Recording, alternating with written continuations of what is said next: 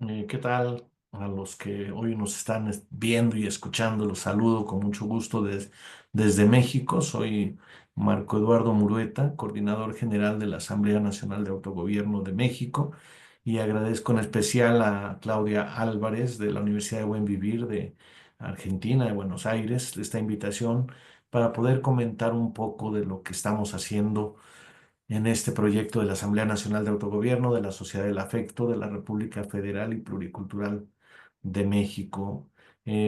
Voy a presentarme un poco. Yo soy doctor en filosofía, soy psicólogo, soy psicoterapeuta, tengo eh, 43 años más o menos de dedicarme a la psicoterapia y más o menos es el mismo tiempo que soy docente e investigador de la Universidad Nacional Autónoma de México en la carrera de psicología. Hice el doctorado en maestría y doctorado en filosofía para poder desarrollar una nueva teoría en psicología que es la teoría de la praxis, así se llama, la cual también tiene pues 45 años de elaboración. Ya es una teoría bastante estructurada, probablemente la más estructurada que hay en psicología. Tenemos más conceptos que incluso el psicoanálisis, ¿no? Es muy estructurada, es muy desarrollada, es una teoría generada en México. Y aparte, pues he sido yo desde mis padres, mi papá era un luchador político, el abogado, mi mamá maestra, y siempre con una conciencia y un compromiso social y político. Entonces traigo ya un antecedente familiar, diríamos. Y pues toda mi vida me he dedicado a la lucha social y política desde los años 70. Fui integrante del Partido Mexicano de los Trabajadores, me afilié en 1980 y ahí pues pude convivir y conversar con uno de los personajes más importantes de la segunda mitad del siglo XX en México, en el ámbito de la política, que fue el ingeniero Alberto Castillo, que por cierto mañana cumple 28 años de haber fallecido en 1997. Pero bueno, aprendí algunas cosas de él y entre otras cosas, algo en que coincidía Alberto Castillo y también un poco de la enseñanza de mi padre, es no tomar las cosas como simplemente porque alguien las diga, porque las diga un libro, sino siempre repensar siempre. Y me convenció mucho de Berto que él decían, pues sí, Marx, Lenin y Trotsky y Engels y todos, pues está bien, pero necesitamos pensar en México también, tomar en cuenta la historia nacional, no dogmatizar. Esa es una característica muy importante, que no hay dogmas, todo se puede volver a pensar una y otra vez, incluyendo las propuestas, por ejemplo, en este caso de la teoría de la praxis, no es un dogma, es un planteamiento teórico fuerte, pero no es un dogma.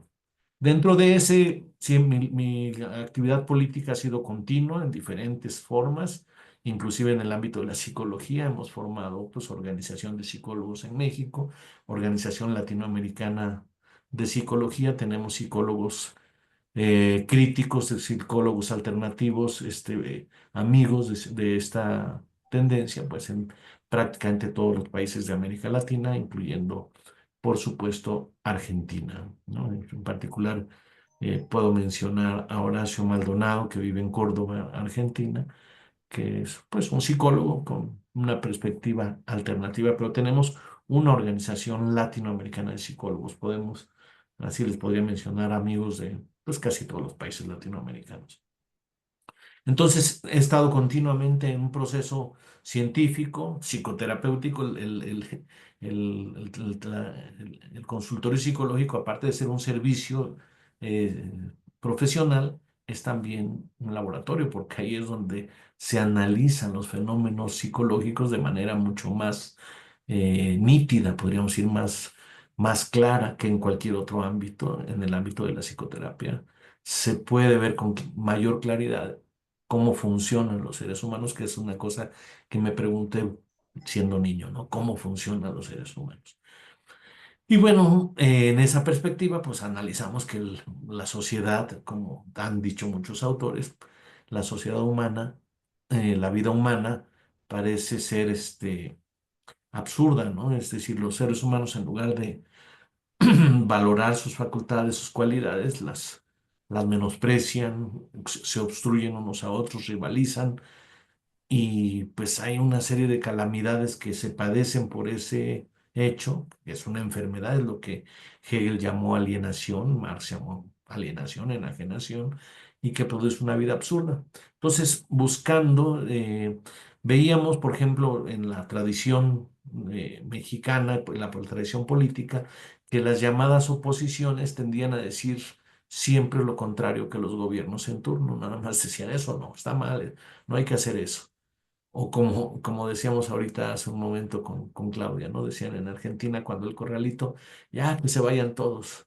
Y yo me preguntaba, bueno, que se vayan todos y qué se hace entonces, ¿no? Es decir, se necesita alternativa, como es el nombre de la Asociación Mexicana de Alternativas en Psicología. Se necesita proponer, no solamente cuestionar, como a veces hay que ser crítico, sí, pero también hay que ser constructor, productor, creador, que es uno de los conceptos que hemos desarrollado, ¿no? Los seres humanos como creadores. El aprendizaje creador, decimos en el caso de la escuela, pues de una nueva escuela que pudiera ser, ¿no? Con aprendizaje creador, enseñanza creadora. Y es todo un proyecto educativo. Pero bueno, en ese inter me llegué a una noción interesante por allá por el año 94, que es que la fuente de la motivación humana y la base y la esencia de los seres humanos es el amor, es el vínculo afectivo y no visto desde un punto de vista romántico, sino científico, político también, es decir, con todas sus implicaciones. Hegel, que es un revolucionario de la filosofía, curiosamente él es inicialmente cercano a la religión cristiana católica y su primer libro se llama la vida de Jesús. Y bueno, Jesús de Nazaret, yo no soy creyente, pero bueno, de lo que se dice de Jesús de Nazaret, planteó el tema también del amor, el amor al prójimo, dice él. Yo estoy hablando un poco más del amor a la comunidad, a la familia, es decir, no solamente de individuo a individuo, sino también el vínculo con la colectividad. Pero bueno, llegué a la idea de que el amor era algo fundamental y he desarrollado toda una teoría del amor y una tecnología del amor, ¿no? De la creación y producción intencional del amor. Entonces, en 2007, bueno, en 2000 hubo un cambio significativo en México porque dejó de ser el PRI, que era un partido que había gobernado desde 1929. En 2000 perdió la presidencia de la República y la ganó un personaje asociado con la derecha, que fue Vicente Fox. Y entonces parecía que se acababa esa especie de dictadura que implicaba el PRI, pero no, continuó porque Fox tuvo que aliarse con priistas y nos dimos cuenta que incluso en los institutos electorales que se suponía que eran neutros, ahí estaban metidos los partidos, en particular el PRI, ¿no? Asociado con el PAN, que era el de Fox. Entonces nos dimos cuenta que los partidos, que esa no era una vía tan adecuada, que la clave para un cambio social era la organización ciudadana, la organización del pueblo. Y se necesita la creación, por ejemplo, de cooperativas. El problema principal de la enajenación que viene desde el esclavismo, dice Marx y dice Hegel, es la separación entre unos que deciden y otros que tienen que hacer, que obedecer. Entonces, eh, el futuro está en romper esa escisión de los seres humanos entre quienes desean y deciden y piensan y quienes hacen. Necesitamos la fusión, ¿no? Eso lo ve Hegel en términos abstractos o generales. Dice que las autoconciencias se separan, cada quien tiene su lógica y que el futuro es la integración, a lo cual Hegel llama razón, la integración de las autoconciencias. Es decir, que todos puedan como integrar un consenso, ¿no? Pero ese consenso, diría Marx, pues no es tan fácil porque hay esos intereses contrapuestos, esta separación de las autoconciencias, cada quien viendo su interés, las clases sociales. Pero Marx pensaba mucho, y ahí se fue mucho del marxismo y en general, en la crítica, en el cuestionamiento de lo establecido, y no tanto, no puso suficiente acento Marx en la construcción de lo alternativo. Es decir, y en su propio proyecto de construcción de lo alternativo del Manifiesto Comunista, pues por la época piensa en un gobierno de la clase proletaria, que le llama proletaria a los que no tienen medios de producción, y la experiencia que se tuvo en la Unión Soviética y ahora en Cuba y en Venezuela probablemente, sobre todo en Cuba, es que, que si hay un gobierno aparentemente de la clase proletaria, ese gobierno se separa de la clase proletaria y se vuelve una casta burocrática que somete a todos. Y entonces, digamos, en Cuba todos son asalariados. ¿Y quién controla los salarios? Pues un grupo pequeño. Y por eso es parte del problema que se tiene. Entonces el futuro es la unión entre productores, entre los que hacen y los que deciden. Y eso pues se llama históricamente cooperativa. Claro que cooperativa puede haber cooperativas capitalistas también, ¿no? Que estén buscando solamente el lucro. Se necesita una cooperativa o cooperativas, más bien dicho, involucradas con la comunidad, con la nación, con la humanidad. Y eso es el afecto, eso lo escribí en un artículo del 2007, que estaba muy de moda el concepto de la sociedad del conocimiento, la competitividad y la productividad, todo esto que le llamaron el neoliberalismo. Pues yo hice un artículo que se llama De la sociedad del conocimiento a la sociedad del afecto. Y en ese artículo, pues planteo que la fuerza realmente más importante es el amor, el afecto. Pero ¿cómo se crea el amor? ¿No? ¿Cómo se desarrolla sobre todo el amor a la comunidad? Y desde luego hay formas, ¿no? El occidente piensa que no, que lo principal es la conciencia. Inclusive Marx y Freud hablaron sobre todo la conciencia, el darse cuenta, la conciencia de clase, decía Marx. No se habló mucho del sentimiento de clase en todo caso, o del sentimiento de pueblo, que a mí me ha parecido más interesante, el sentimiento de nación. Es decir, la lucha de clases separa, divide. Obviamente hay una división, porque unos mandan y otros no, pero la lucha de clases genera una polaridad, una polarización, y ahí genera odio, ¿no? Hacia el opresor. Y como decía Berto Castillo, bueno, el reto es el amor hacia el oprimido más que el odio al opresor. Y en todo caso, pues algunos de los que Marx consideró como burgueses pudieran ser sensibles a los sentimientos de los oprimidos, como diría este Freire, ¿no? Pablo Freire, pedagogía del oprimido para su liberación.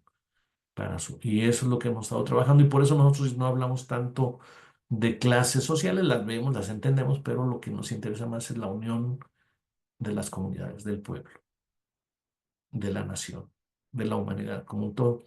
Entonces, en eso, pues seguimos trabajando políticamente, creamos el movimiento de transformación social, que era esa idea de que no la vía electoral solo o prioritariamente, sino la transformación social, la transformación cultural, la educación, la cultura social, la autoorganización, la autogestión, y empezamos a plantear foros de qué tipo de país queremos, ¿no? No solamente qué es lo que no queremos que están haciendo los gobiernos, sino qué sí queremos. Y entonces empezó a decirse, ¿no? Pues queremos la democracia plena, no a medias. La democracia significa poder del pueblo y eso es lo que queremos. Y, empezamos a construir proyectos de qué tipo de país queríamos, ¿no? Que el cooperativismo, la justicia, la fraternidad y cómo eso se podía construir. Y así llegamos con foros y ideas hasta 2013 en que hubo un evento que nos cambió, bueno, un evento que nos cambió mucho la perspectiva y que permite entender lo que estamos haciendo ahora, que en la Constitución mexicana de 1917 se estableció la economía mixta, pero sobre todo la propiedad de la nación sobre el petróleo, las tierras, los ejidos, y en 1938 se hizo la expropiación petrolera para que el petróleo fuera del pueblo mexicano con el presidente Lázaro Cárdenas. Y bueno, en 2013 Peña Nieto y los priistas todavía en el gobierno, este, pues revirtieron eso y ya dijeron que no, que ya podían entrar las compañías extranjeras y los particulares a hacer usufructo del petróleo y de otras fuentes energéticas. Entonces, con eso se le daba al traste al espíritu de la Constitución de 1917, lo poco que había, bueno, lo significativo que había contribuido en la Revolución Mexicana, pues estaba ya deslavado, ¿no? Ya desde antes lo habían ido eliminando, el salario mínimo era irrisorio ya y era simplemente un referente, pero el salario mínimo que lo estableció la Constitución de 1917, pues estaba ya que nadie lo podía, o sea, no se podía vivir ni siquiera pues no sé, estaba ya en niveles tan, no te alcanzaba ni para una comida, pues el salario mínimo de un día, ¿no? El salario mínimo mensual no podías vivir con eso. Entonces, al darle ese giro a la Constitución de 1917 y dada la cercanía del centenario de esa Constitución, empezamos a plantearnos la construcción de una nueva Constitución, ¿no? A ver si se logra ver aquí. Ay, porque tengo el fondo y no se puede ver, pero bueno, aquí está el libro. Y generamos un proyecto que justamente lo terminamos el anteproyecto con la participación de mucha gente. Hicimos talleres populares de análisis y diseño constitucional. Revisamos la Constitución de 1917 vigente y en su historia y sus antecedentes. Analizamos a través de talleres y luego empezamos a hacer talleres de diseño constitucional. Con la participación de expertos hicimos los análisis y las propuestas, y como ya traíamos una idea de propuestas, empezamos a plantear una nueva constitución y terminamos el anteproyecto en 2017, pensando que si la constitución de 1917 se había aprobado en 2 meses después del anteproyecto presentado por Venustiano Carranza, pues en 6 meses nosotros tendríamos en un año, en 2018, que era el cambio presidencial, una nueva constitución, un nuevo proyecto. Pero no fue así, realmente se hicieron debates muy interesantes y además con un ánimo no de partidos políticos, sino con un ánimo de crítica, de análisis, de diversidad de ideas, ¿no? Y terminamos de revisar el anteproyecto y aprobar el proyecto en 2020. O sea, nos tardamos 3 años entre el anteproyecto y el proyecto. Y luego el proyecto se sometió a discusiones, a foros, y se generó una nueva etapa del Congreso Nacional Constituyente que se había formado en 2017, convocado por varias organizaciones sociales. Y llegamos así a la segunda etapa del Congreso Nacional Constituyente que aprobó la Constitución mexicana, la nueva Constitución mexicana 2024, con principios, con valores, con fines de la nación, con derechos colectivos e individuales, este, con cooperativismo, con el tequio escolar, el desde la escuela, generar cosas creadoras para beneficio de las comunidades entre docentes y alumnos, valorando los talentos y las vocaciones de cada uno de los alumnos en lugar de la homogeneidad. Obviamente con todo el apoyo a los adultos mayores, a las cuestiones de salud, todo está en la nueva Constitución, el sistema de justicia a través de jurados populares y de otro tipo de justicia no punitiva, sino en todo caso de tratamiento psicológico de las personas que cometen delitos, otro tipo de seguridad nacional con la participación de la comunidad pues, tanto en las milicias, quitar el ejército, pero poner entrenamiento de milicias populares continuo para que la gente esté preparada. Hay todo un proyecto, ¿no? De cómo algunas personas, pues los más jóvenes, empezarían con cosas básicas y los mayores, no solamente el servicio en la milicia se entrenaría a los 18 años, sino bajando un poco el número de horas cada vez, pues hasta los 44 años se piensa que puede, y obviamente las gentes con más experiencia ocuparse de cosas pues, de una posible invasión extranjera que vemos como remota, ¿no? Una invasión extranjera. Entonces, seguridad pública, cuestiones jurídicas, este, eh, cuestiones económicas, por ejemplo, los impuestos, sobre todo al consumo y a la producción, deben ser sobre todo de carácter municipal para que el municipio administre lo esencial y desde el municipio se aporte al Estado, al departamento sería en algunos países, y a la federación, es decir, a la economía del autogobierno nacional, ¿no? Porque proponemos el autogobierno desde las comunidades, las colonias, los barrios, los municipios, asambleas municipales de autogobierno y en los estados o departamentos, asambleas estatales de autogobierno y Asamblea Nacional de Autogobierno. Formamos ya, como se aprobó la nueva constitución por parte del nuevo Congreso Constituyente en 2023, ese mismo año pues convocó el Congreso, del cual obviamente yo participé, a formar la Asamblea Nacional de Autogobierno y se formó la Asamblea Nacional de Autogobierno el 22 de octubre de 2023.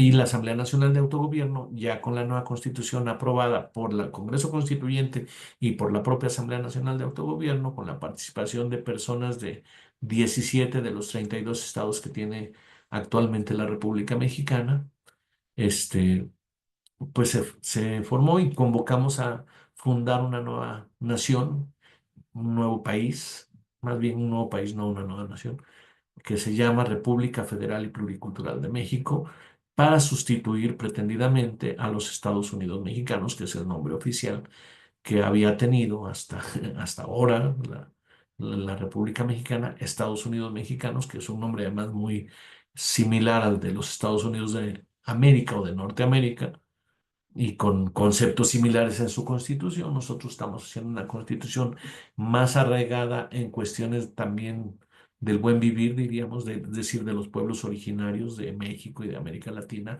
que tienen una riqueza muy importante. Y entonces, pues estamos ya nosotros con la vigencia en esta nueva república de una nueva constitución y estamos construyendo lo que esta constitución establece, sus instituciones, las asambleas comunitarias, las asambleas municipales, las asambleas estatales, sus consejos de transformación educativa, que se lo formamos desde 2011 como parte del efecto de los foros que estábamos haciendo.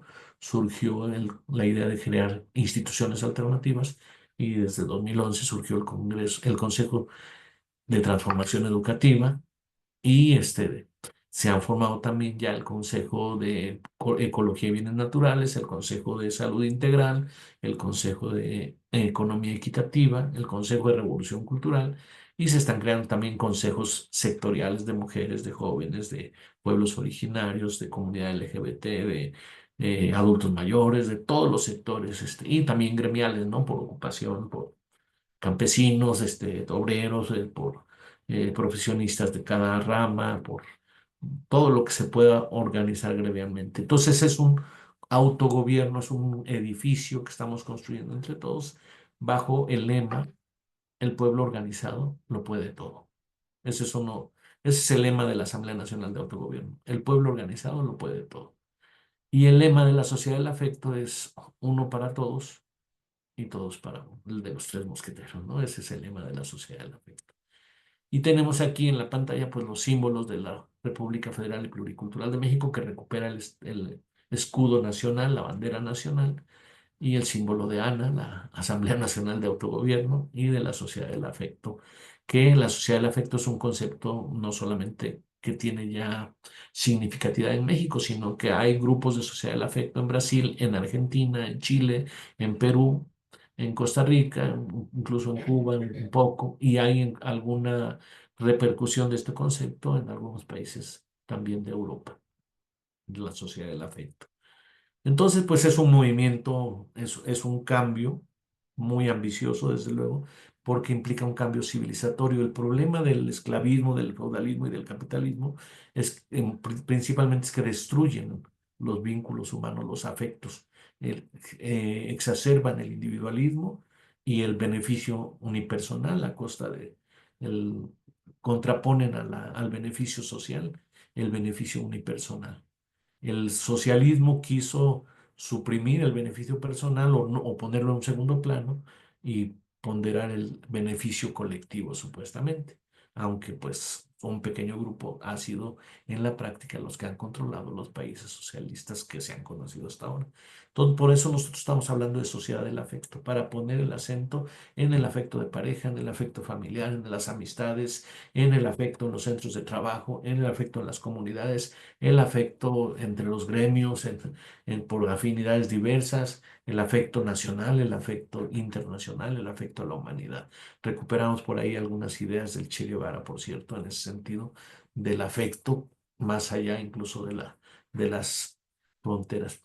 Y una cosa interesante que quisiera mencionar es que por ahí, pasen en este proceso, más o menos en 2016, entrevistamos a uno de los Keri se llaman, como una especie de los consejeros del autogobierno en un municipio mexicano que hizo una revuelta en 2010 más o menos, y sacó a los partidos políticos y establecieron el autogobierno. Es un municipio pequeño como de 20 o 25 mil habitantes, pero ya tienen desde 2010 hasta 2025 en autogobierno, con muy buenos resultados.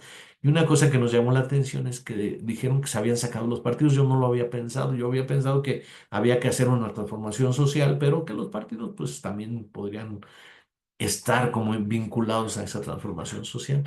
Pero me llamó la atención que los de Cherán decían que los partidos dividen a las familias, dividen a las comunidades. Y sí, los partidos, y sobre todo en procesos electorales, están hechos para dividir al pueblo. Entonces, por eso estamos luchando, sí, en contra de la partidocracia, del presidencialismo, del capitalismo, y con este modelo de síntesis de la sociedad del afecto, que remonta a esto de la lucha de clases. La lucha de clases era contraponer a unos contra otros.